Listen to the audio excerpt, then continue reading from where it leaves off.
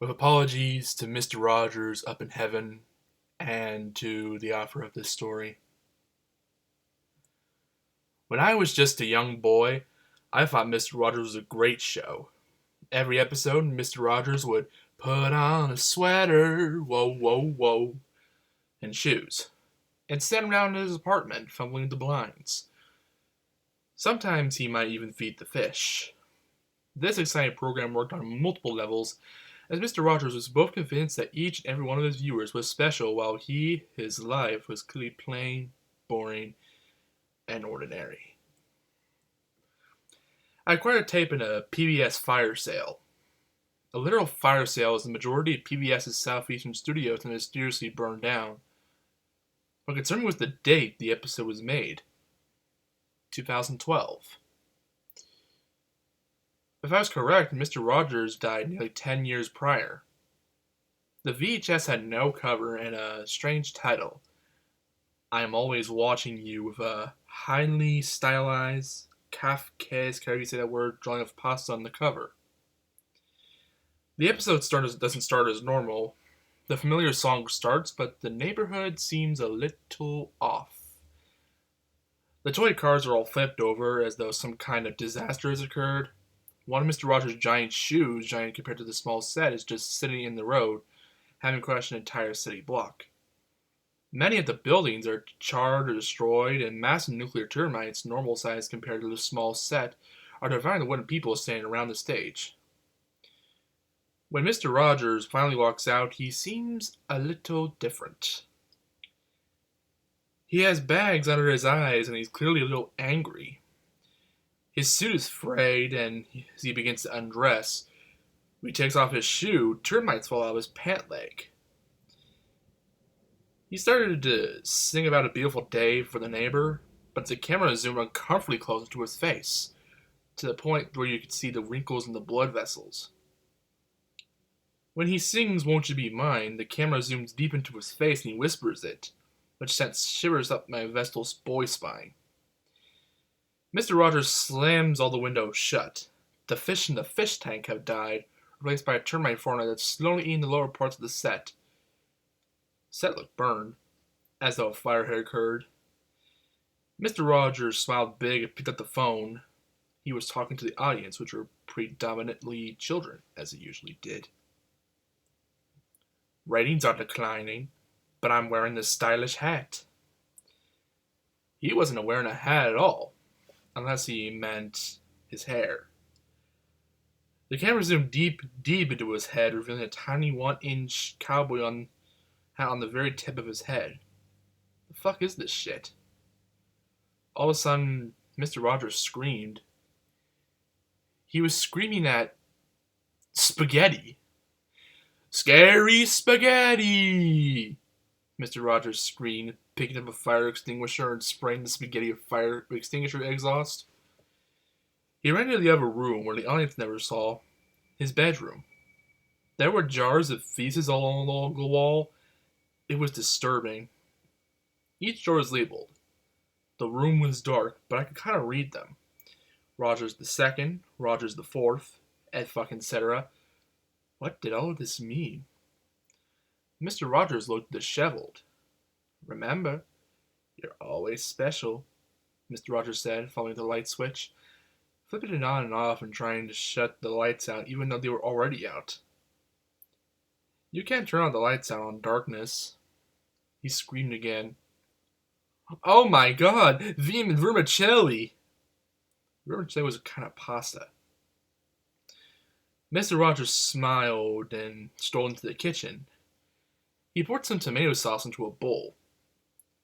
Would you like some angry angel hair, some fucked up fusilli, some crazy cannelloni, some mindfuck manicotti?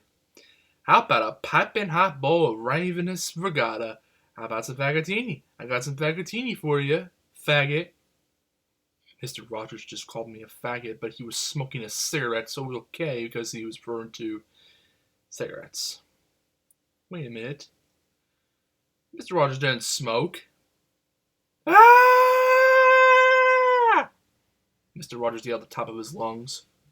Long, wet spaghetti strands were dripping down the door. CREEPYPASTA! He threw his shoe at the door and went over to the wall where the trolley usually is. What the fuck? He looked into the trolley hole. What the fuck is this shit? What was with all the cursing? This show was for children, I thought. Evidently, I thought wrong. Mr. Rogers picked up a mallet. Where did he get a mallet from? He started to break down the wall where the trolley usually traveled into the neighborhood of make-believe. There was just a lot of screaming as a 55-year-old man entered the neighborhood of make-believe. Where was I? What the goddamn shit? Mr. Rogers yelled. Get out of my fucking house! He grabbed a tiger puppet that hissed in a lonely manner before Mr. Rogers grabbed him and stomped him with his sneakers. I'm too old for this shit, Mr. Rogers yelled, spitting cigarettes. He ran over to the castle area and grabbed Prince Tuesday. He threw him on the floor and stopped him with his shoe. He punched Henrietta Pussycat in the vagina. He killed King Friday the 13th, smashing his crown. He took out some matches and started burning the set down with the sound of hissing and popping. At first I thought it was just a sound of air being released, but then I realized what it was. It was the sound of thousands of tiny termites screaming. Pasta began to rain from the sky. A man like Chef Boyardee came out and started to collect all the pasta and put it in rusty metal cans that were dented. All of a sudden, the scene cut to Mr. Rogers entering his home again. Everything was normal, except Mr. Rogers looked a little disgruntled. The wall where the trolley had been was boarded up. He stepped over a body. It was Mr. Rogers. I could tell by the sweater lying face down on the floor. Ratings are declining, Fred said. He put on a gold money chain and started to rap. A shitty beat started as he took out a boombox.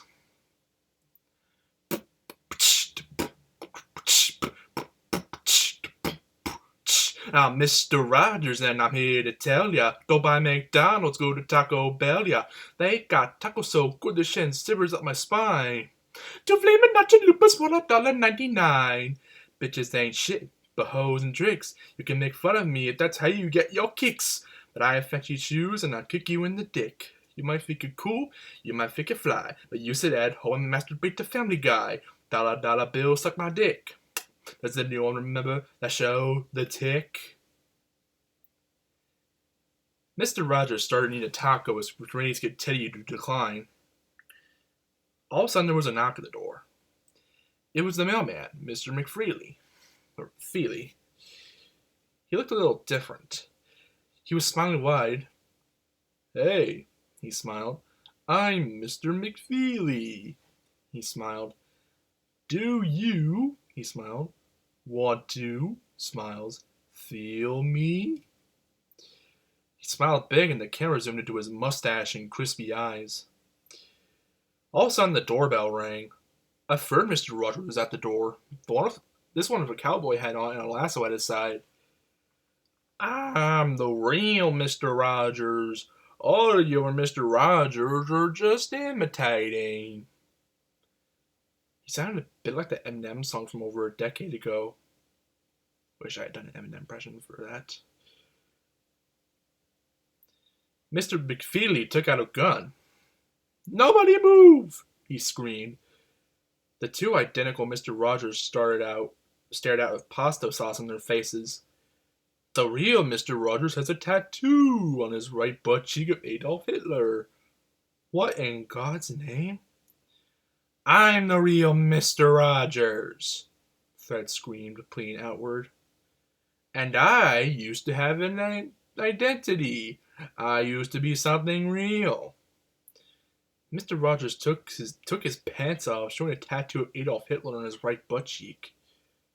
What the fuck? Is Mr. Rogers a Nazi? Excuse me, the other Mr. Rogers said. I think you meant that the real Mr. Rogers has a tattoo of his right butt cheek on his Adolf Hitler. He ripped off Mr. McFeely's mustache, revealing a smaller Hitler mustache and a wig that covered the Hitler wig. Mr. McFeely took off his male outfit, revealing he was wearing traditional Hitler garb. He lifted his right shoulder, showing a picture of Mr. Rogers' butt cheek tattooed to his arm, with had a picture of Mr. McFeely tattooed to the butt cheek, the arm, and the butt cheek, with the arm. Pasta dripped down the set, slowly, uncomfortably. I'm the real Mr. Rogers. A fourth Rogers entered, this one in a bear suit. The other three started to scream as they thought it was a real bear. He mauled them all, violently murdering them before the room came covered in blood and gore. Mr. McFeely, aka, I should probably keep that name private, its head, sat in the corner smiling away. A fifth Mr. Rogers entered and poured uncooked spaghetti all over the blood, which seeped in, making delicious pasta with blood sauce, which he ate. A sixth and seventh Mr. Rogers entered. Don't you kids ever get involved with the 6th, 7th thing. A sixth and seventh Mr. Rogers entered, which looked like they were gay love partners. The 8th and 9th Rogers were Spanish and Asian, respectively. 10, 20, soon 30 Rogers packed the set. Someone picked up the gun Mr. McFeely was holding and began to shoot at the other Rogers, who calmly conversed about shoes under the bloodshed and the sound of rolling Taco Bell Mountain Dew products. The set became covered in termites, blood, countless dead Mr. Rogers fire, pasta, Hitler mustaches, sweaters, and shoes. Dead puppets lined the walls. The trolley had been destroyed. Amid the chaos, things just became white noise that I could not understand. Then the lights went out, and what must have been the real Mr. Rogers entered. My whole life, Mr. Rogers began, I wanted to let everyone know they were special. There was a long pause as Fred Rogers bit into another taco and was holding the Tick action figure which had sticky arms that let it roll down walls, and he must have gotten it in a 90s kids meal. But now I see we are special, but not one of us, but the whole group. You and I and him, and he were all special. Our imperfections, the things that make us fucked up. He took out another cigarette. Where was I? Something about another cigarette. Where the heck was I? Right. I wish I could tell children that now that I'm... There was a long pause. You don't have to change a thing. Others are constantly struggling for the privilege of one helping you. This has happened since the dawn of time. Another pause. But not you. You're special just the way you are. Special in your significance, in a way. The other courses the other Mr. Rogers began to fade to nothing, as though they never existed. Why do we have to feel special? To buy back some of that unconditional love our parents gave us children. To buy a little more time in that place where everything just made sense. Because we didn't know the details? Isn't that what God is?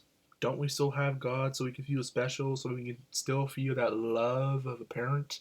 To take that fear of cold insignificance away? A man that looked like Chef Boyardee was staring out, sinister.